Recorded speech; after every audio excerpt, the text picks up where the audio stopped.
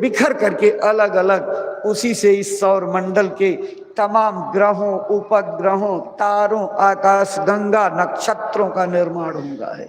भाई बहनों, इस सृष्टि की रचना का सर्वमान्य सिद्धांत जो बिग बैंग का है, यह सृष्टि भी आवाज से रची गई है। किताब में लिखा है, sound is the fundamental source of every kinds of energies. प्रत्येक प्रकार की ऊर्जाओं का मूल स्रोत ध्वनि ऊर्जा है, आवाज ऊर्जा। यानी आवाज से ही सारी प्रकार की शक्तियां भी उत्पन्न हुई हैं, सब्स्टिट्यूट हुई हैं। जितनी भी ऊर्जाओं का अस्तित्व है, उनका सबका मूल स्रोत ध्वनि है, आवाज। नानक जी ने भी यही लिखा है, शब्दई धरती शब्दई आकाश, शब्दई शब्द भया प्रकाश, सकली सृष्टि शब्द के पाछे, नानक शब्द घटा घट आछे। शब्द धरती पर व्याप्त, शब्द आकाश में व्याप्त। जिस शब्द से इस सृष्टि की रचना हुई, वह सृष्टि रचने वाला शब्द 24 घंटे हर मनुष्य मंदिर के अंदर उतर रहा है।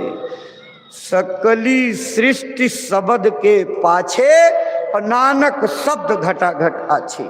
उस सृष्टि की रचना करने वाला शब्द 24 घंटे इसी शरीर में उतर रहा है। कबीर की वाणी को पढ़िए, सातों नौबत बाजती होत छती सो राग, सो मंदिर सुनो पड़ो बैठन लाग्यो काग। जब तक शरीर जिंदा रहता है, सभी 6 राग 36 रागिनियों की गुंजार इस शरीर में आती रहती है, और जिस दम आवाज की धार काट करके आवाज आना बंद, ये शरीर मुर्दा हो जाता है। इस पे गिद्ध और कौवे बैठने लगते हैं। ये शरीर में उस परमात्मा की आकाशवाणियां, वेदवाणियां, कलमा, आयतें, इनऑडिबल साउंड, डिवाइन साउंड, गैबी धुन, गैब आवाज, जिसको रामायण में गगन गिरा कहा गया, वो नभवाणी इसी शरीर में उतरती है। महात्माओं ने कहा, अगर तुम भगवान को पाना चाहते हो तो इसी शरीर रूपी मंदिर के ऊपर चढ़ो। दिल का हुजरा साफ कर, जाना के आने के लिए, ध्यान गैरों का उठा उसको बिठाने के लिए। अगर उस मालिक को बिठाना चाहते हो तो अपने हृदय स्थल की गंदगी को साफ करो।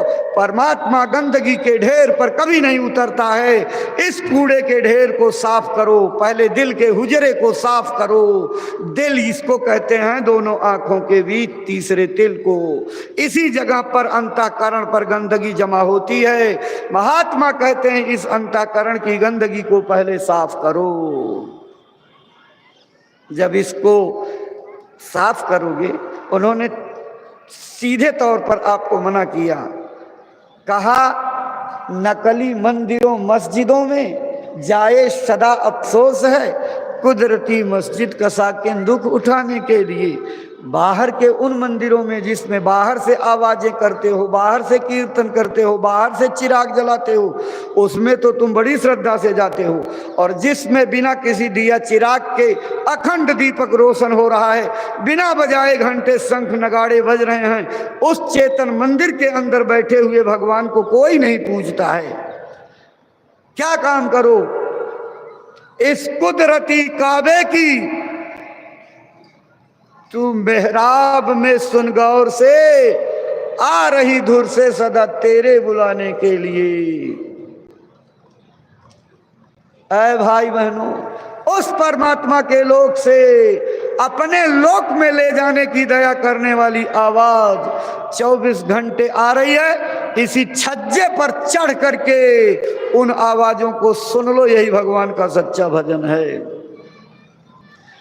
सच्चे महात्माओं ने कर्मकांडों में फंसी हुई इस दुनिया को समझाने के लिए बेबाक तरीके से क्या कहा, बजाना शंख घंटे मंदिरों के छोड़ दो, अब भी तुम्हारे अपने मंदिर में बजते आ करके सुने जाओ। तुम्हारे इसी मंदिर में बज रहे, आकर के सुनो। और मुसलमानों के लिए कहा, अजाने ईंट की मस्जिद में